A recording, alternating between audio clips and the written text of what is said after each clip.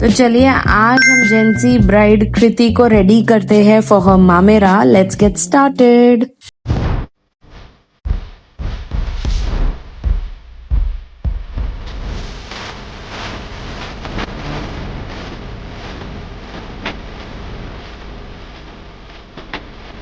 तो चलिए हमारी टॉकेटिव क्यूट ब्राइड कृति का मेकओवर स्टार्ट करते हैं। और आज है इनका मामेरा का फंक्शन और हमने यहाँ पर आईब्रो के साथ फिलिंग ऑलरेडी शुरू कर दी है।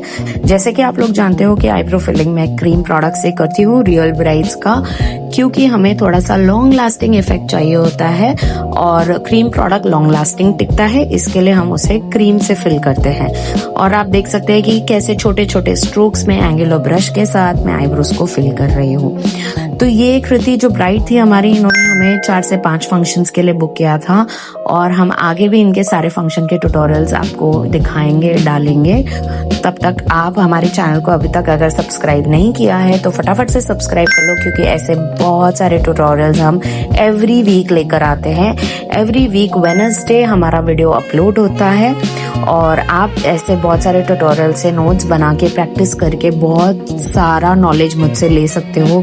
घर बैठे मेकअप सीख सकते हो विदाउट एनी कॉस्ट। और आप मुझे कमेंट सेक्शन में भी बता सकते हो अगर आपको कोई पर्टिकुलर टॉपिक सीखना है या आपकी कोई पर्टिकुलर मिस्टेक होती है जिसे आप करेक्ट करना चाहते हो, तो I am always available in the comment section.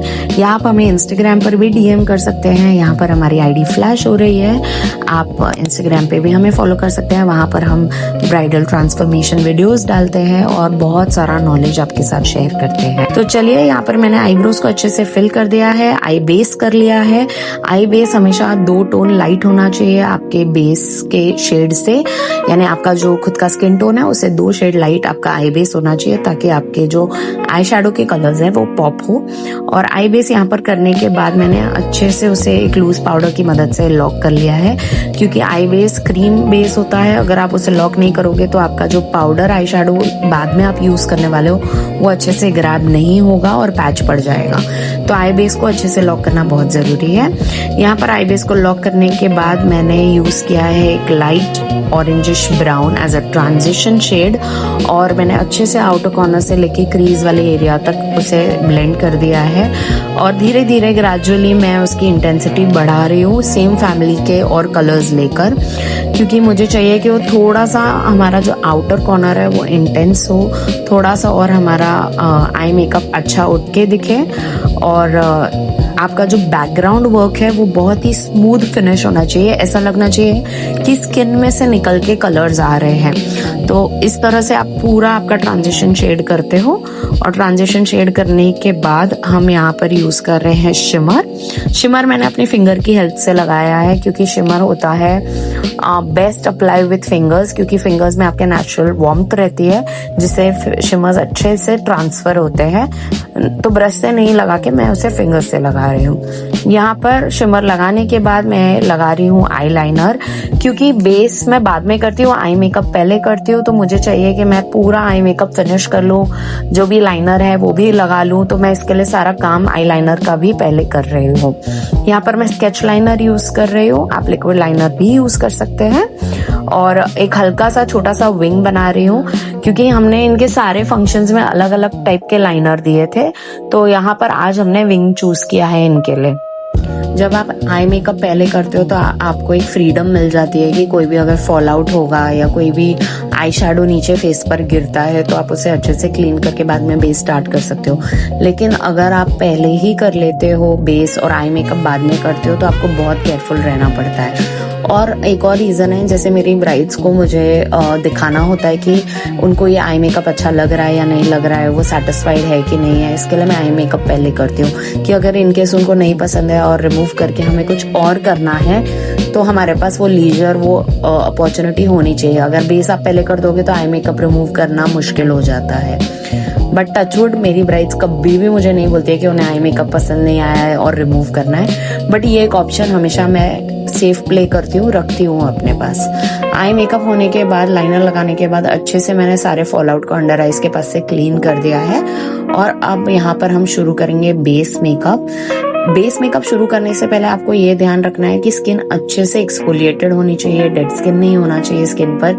इसके लिए जब भी ब्राइड्स मेरे पास बुकिंग करती हैं तो मैं उन्हें बोलती हूँ कि कल अगर आपका मेकअप है तो आपको आज आपका फेस एक्सफोलिएट करना है, स्क्रब करना है घर पे। कोई भी एंजाइम स्क्रब या कॉफी स्क्रब आप यूज कर सकते हो। तो उससे क्या होता है, जब मेकअप आप अप्लाई करते हो तो टेक्सचर कम हो जाता है फेस पे और आपका मेकअप एप्लीकेशन बहुत स्मूथ रहता है। तो यहाँ पर अब हम बेस स्टार्ट कर चुके हैं। बेस के लिए पहले मैंने यूज़ किया है यहाँ पे मॉइस्चराइज़र, जिसको मैं अच्छे से पूरी तरह से ब्रश से लगा रही हूँ फुल फेस पर, क्योंकि अगर आपका प्रेप अच्छा होगा तो ही आपका मेकअप अच्छा दिखेगा। अगर आपका प्रेप अच्छा नहीं होगा तो जो आपकी कंप्लेंट्स है, मेरा मेकअप क्रैक हो जाता है, ग्रे हो जाता है, फट जाता है, पैच पड़ जाता है, सेपरेट हो जाता है, तो ये सारे प्रॉब्लम्स आपके प्रेप में है। अगर आप प्रेप अच्छे से नहीं करोगे तो आपका मेकअप अच्छा नहीं लगेगा। लिटरली मुझे स्किन प्रेप करने के लिए आफ्टर आई मेकअप 5 से 7 मिनट लगते हैं। मैं अच्छे से लिप बाम, मॉइस्चराइजर, प्राइमर सब लगाती हूँ, उसके बाद मेकअप स्टार्ट करती हूँ। So you have to be very careful with your skin prep. अगर आपका स्किन प्रेप अच्छा होगा तो आपका काम बहुत ईजी हो जाएगा। मेकअप एप्लीकेशन आपको बहुत ही कम क्वांटिटी में यूज करना पड़ेगा और मेकअप केकी नहीं लगेगा।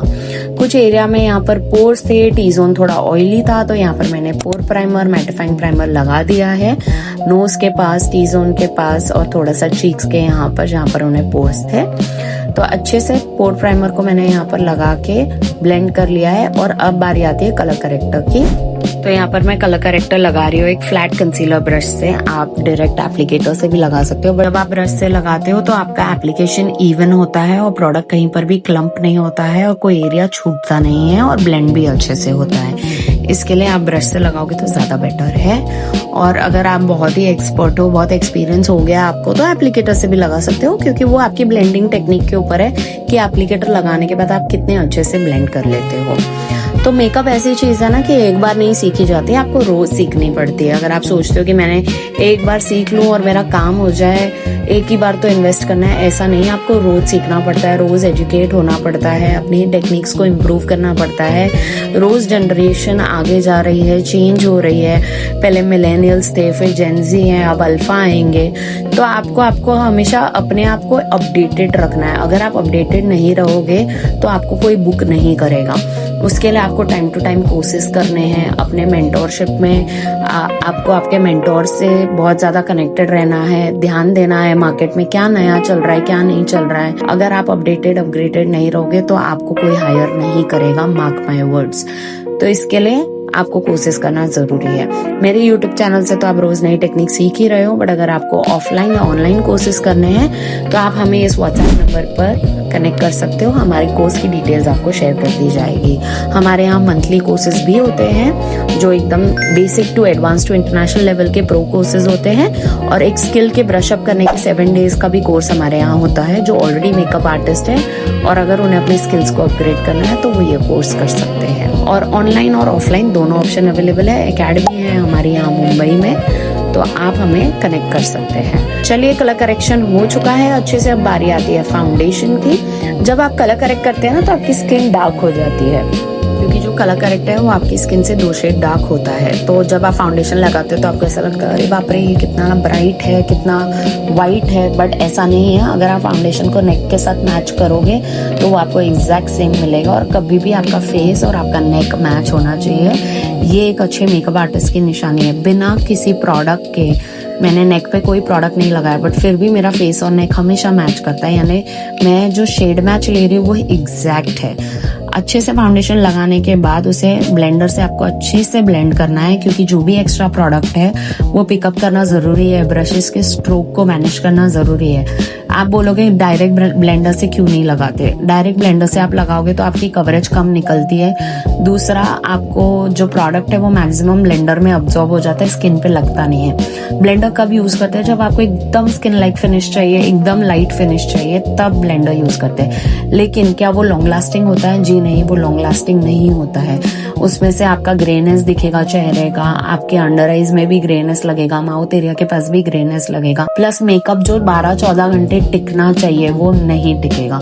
इसके लिए पहले ब्रश से अप्लाई करो, फिर हल्का हल्का ब्लेंडर चलाओ ताकि आपका मेकअप अच्छे से मेल्ट हो जाए। प्लस अब मैं यहाँ पर कर रही हूँ हाईलाइटिंग के लिए मैंने यहाँ पे एक लिक्विड कंसीलर यूज किया है जो इनके शेड से एक शेड या 2 शेड लाइट है। अच्छे से लिक्विड कंसीलर को हम अप्लाई कर देंगे। और आज जैसे कि आप सब जानते हैं कि हाइलाइटिंग कहाँ करनी चाहिए, अगर आप नहीं जानते तो चाहिए मेरे पिछले वीडियोस देखिए, मैंने उसमें आपको बताया है कि हाइलाइटिंग कहाँ कहाँ करनी चाहिए और क्यों करनी चाहिए और कैसे शेड चूज करना चाहिए। ये हमारे पिछले ट्यूटोरियल्स में मैंने बताया हुआ है ऑलरेडी, तो आप वहाँ जाके चेक कर सकते हो। और हाईलाइट करने के बाद हम ब्यूटी ब्लेंडर के हेल्प से उसे अच्छे से ब्लेंड कर लेंगे। अच्छे से ब्लेंड करना बहुत इम्पोर्टेंट है, वरना आपका मेकअप पैची लग सकता है। तो हमारे न्यू वॉचर्स के लिए मैंने इंट्रोडक्शन तो दिया ही नहीं, तो अगर आप हमारे चैनल पर नए हैं तो I am Nikita Arora, luxury bridal makeup expert and an educator, and I am from Mumbai. और मैं हफ्ते में 2 बार हमारे यूट्यूब पर लॉन्ग वीडियोस पोस्ट करती हूँ, every Wednesday and every Sunday.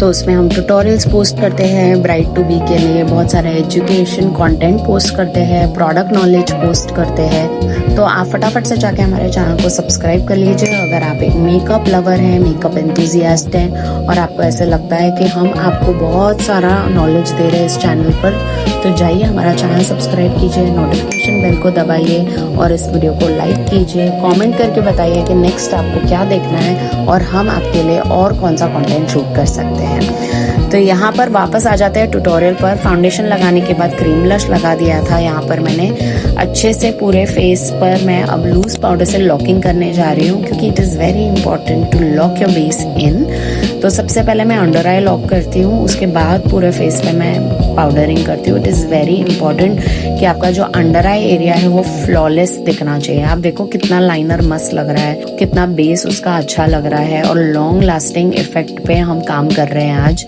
ये बेस आराम से 12-14 घंटे, इनका एक्चुअली मैंने रिव्यू भी डाला हुआ है, आप देखोगे मेरे इंस्टाग्राम पे, फर्स्ट वीडियो ही पिंड है। उन्होंने बोला है कि जब उन्होंने हमारे पास से मेकअप करवाया था उनकी बिंदी तक नहीं हिली थी। यानी आप सोचिए हमने कितना अमेजिंग काम किया था, इतना लॉन्ग लास्टिंग मेकअप किया था कि लिटरली उनकी बिंदी भी मूव नहीं हुई थी। तो ऐसे लॉन्ग लास्टिंग मेकअप के लिए हमारे चैनल को जरूर सब्सक्राइब कीजिए और हमारे ऑफलाइन कोर्स में भी आ जाइए ताकि आपकी स्किल्स इंप्रूव हो जाए। तो चलिए आज आपको इस वीडियो में मैं लूज पाउडर के लिए भी थोड़ी सी टिप्स एंड ट्रिक्स दे देती हूँ। मुझे बहुत स्टूडेंट्स पूछते हैं इंस्टाग्राम पे भी, यूट्यूब पे भी, मेरे ऑफलाइन कोर्सेज में भी, कि इतने सारे लूज पाउडर्स अवेलेबल है मार्केट में, कौन सा कब लगाएं, क्या काम करें, कैसे काम करें। तो इस पर एक डिटेल्ड वीडियो तो आने ही वाला है। साथ ही में आज मैं आपको बताती हूँ कि कौन से 2 पाउडर्स आपके वैनिटी में होने चाहिए जो सब पे चलेंगे, और वो क्यों चलेंगे वो मैं आपको अगले वीडियो में बताऊंगी। तो पहले 2 पाउडर्स आज मैं बता देती हूँ वो कौन से हैं। तो पहला है ट्रांसलूसेंट पाउडर और दूसरा है बनाना पाउडर। अब ये 2 पाउडर कैसे यूज करते हैं ये हम आपको नेक्स्ट वीडियो में बताएंगे। तो उसके लिए हमारे चैनल को सब्सक्राइब कीजिए, नोटिफिकेशन बेल दबाइए, तो ताकि हम जब भी वीडियो पोस्ट करें आपको नोटिफिकेशन आए और आपके हाथ से कोई नॉलेज छूटनी नहीं चाहिए। तो यहाँ पर पूरा फेस अच्छे से लॉक करने के बाद मैं यूज कर रही हूँ powder contour. It is very important face को कॉन्टोर करना, वरना आपका बेस इतना जो आपने अच्छा किया है वो फ्लैट लगेगा, आपकी ब्राइड का फेस चिजल्ड नहीं लगेगा। फेस चिजल्ड लगना, लिफ्टेड लगना बहुत जरूरी है, क्योंकि मेकअप आपको यंग दिखाता है ना कि आपको ओल्ड दिखाता है। तो यंग दिखाने के लिए, लिफ्ट देने के लिए चेहरे में कॉन्टोरिंग करना बहुत जरूरी है। ये फेस के एक्स्ट्रा फैट्स को कट डाउन करता है, आपके फेस के फीचर्स को शार्प बनाता है और साथ में फोटोजेनिक भी बनाता है। सो कॉन्टोरिंग इज अ मस्ट। और आप देख सकते हैं कहाँ मैंने कॉन्टोर कर दिया है ऑलरेडी। हल्का सा आपको फोरहेड के यहाँ करना है, चीक बोन के नीचे करना है, फिर आपको जॉ लाइन के पास करना है, नोज के पास करना है। इस तरह से सारा कॉन्टोरिंग आपको करना है। उसके बाद ब्लश लगाना है। पाउडर ब्लश से मैं अच्छे से कॉन्टोरिंग को ब्लेंड कर रही हूँ ताकि ब्लश और कॉन्टोर के बीच में कोई प्रोमिनेंट लाइन ना दिखे। इट इज़ वेरी इंपॉर्टेंट कि आपको सारी चीज़ों को अच्छे से ब्लेंड कर लेना है। अब आती है बारी हमारी लिपस्टिक की। यहाँ पर लिप लाइनर मैं पहले लगा रही हूँ, क्योंकि लिप्स को पहले आउटलाइन करना बहुत ज़रूरी है। मैंने पिछले वीडियो में बताया था कि लिप लाइनर क्यों यूज़ करते हैं। अगर अभी तक आपने वो वीडियो नहीं देखी है तो जाइए पिछले वाली वीडियो देखिए, उसमें मैंने क्लियरली आपको बताया है कि लिप लाइन क्यों इम्पॉर्टेंट है और क्या ट्रिक होती है लिप लाइन करने की। तो यहाँ पर मैं एक ब्राउन लिप लाइनर यूज़ कर रही हूँ और आप देख सकते हैं कि कैसे लिप्स इमीडिएटली एक मैप आ जाता है लिप्स पर, मैप आउट हो जाते हैं लिप्स फेस पर। यहाँ तक कि मैंने पिछले वीडियो में ये भी ट्रिक शेयर की थी कि लिपस्टिक को लॉन्ग लास्टिंग कैसे बनाते हैं, तो आप फटाफट से जाके वो वीडियो देख लीजिए। ये रहा वो वीडियो जिस वीडियो की मैं बात कर रही हूँ। और अब यहाँ पर पहले मैं लगा रही हूँ क्रीम लिपस्टिक, क्योंकि आज का हमारा जो मूड बोर्ड है पूरा वो न्यूड के तरफ जा रहा है। तो न्यूड लिप्स करने वाली हूँ मैं, पर थोड़ा पीछी न्यूड रखने वाली हूँ। तो इसके लिए मैं यहाँ पर क्रीम लिपस्टिक लगा रही हूँ अच्छे से। और आप देख सकते हैं कि लिपस्टिक के आते ही पूरा लुक कितना पुट टुगेदर हो गया है। अगर आप मेरे से लिपस्टिक पैलेट के बारे में जानना चाहते हैं तो मैं अभी के लिए यूज कर रही हूँ, वो है कैरेक्टर कॉस्मेटिक्स का लिप पैलेट। आप मारियो का लिप पैलेट भी ले सकते हो, आप पिक्सी का लिप पैलेट भी ले सकते हो, आप मैक का लिप पैलेट ले सकते हो। फॉरएवर 52 का लिप पैलेट भी बहुत अच्छा है। तो मैंने यहाँ पर कैरेक्टर का यूज़ किया है, मुझे बहुत पसंद है कैरेक्टर का लिप पैलेट। और ये आ गया हमारा हाइलाइटर जो मुझे बहुत पसंद है, मेरा फेवरेट स्टेप, फेवरेट प्रोडक्ट। और मैं हाइलाइटर बहुत अच्छे से लगाती हूँ। जो ब्राइड्स मुझे बोलती है ना बिल्कुल रुको मत, इतनी किताब भर भर के हाइलाइटर लगाओ, तो वो ग्लोई ड्यूई बेस मुझे करना बहुत पसंद है। और इसके लिए मैंने यहाँ पर हाइलाइटर लगा दिया है पूरे फेस पर। और आप देख सकते हैं हमारी ब्राइड कितनी खुश है, कितनी चबी है, कितनी मस्त वो ऐसे बड़बड़ कर रही थी और उसको इतना मज़ा आ रहा था मेकअप करवाने में। और फाइनली अब बारी आती है मेकअप को लॉक करने की। और यहाँ पर सेटिंग स्प्रे से मैंने लॉक कर दिया है। लोअर लैश लाइन कर रहे हैं हम। जब आंखें आपको बड़ी दिखानी है तो आपको न्यूड काजल लगाना है, छोटी दिखानी है तो ब्लैक काजल लगाना है। तो ये छोटी छोटी टिप्स के लिए हमारे वीडियोस को देखा करो एंड तक, क्योंकि कब कौन सी टिप आ जाए मैं भी नहीं बोल सकती आपको। अब यहाँ पर हम यूज कर रहे हैं आई शैडो नीचे लोअर लैश लाइन के लिए, क्योंकि आई मेकअप को पूरा कंप्लीट करना बहुत जरूरी है। अब आप देख सकते हैं मेकअप कितना फ्लॉलेस लग रहा है ऑलरेडी। तो इसके लिए सारे स्टेप्स करना बहुत इंपॉर्टेंट है। इट इज़ वेरी इंपॉर्टेंट कि आप आपके सारे स्टेप्स कंप्लीट करें। बिंदी लगा दी है मैंने और ये रही हमारी सुंदर सी ब्राइड कृति, और वो रेडी है अपने मामेरा फंक्शन के लिए। और आप देख सकते हैं क्लोजअप में भी उसका लुक कितना अमेजिंग लग रहा है। तो ऐसे बहुत सारे ट्यूटोरियल्स के लिए हमें सब्सक्राइब करना ना भूलें। I will see you until next time.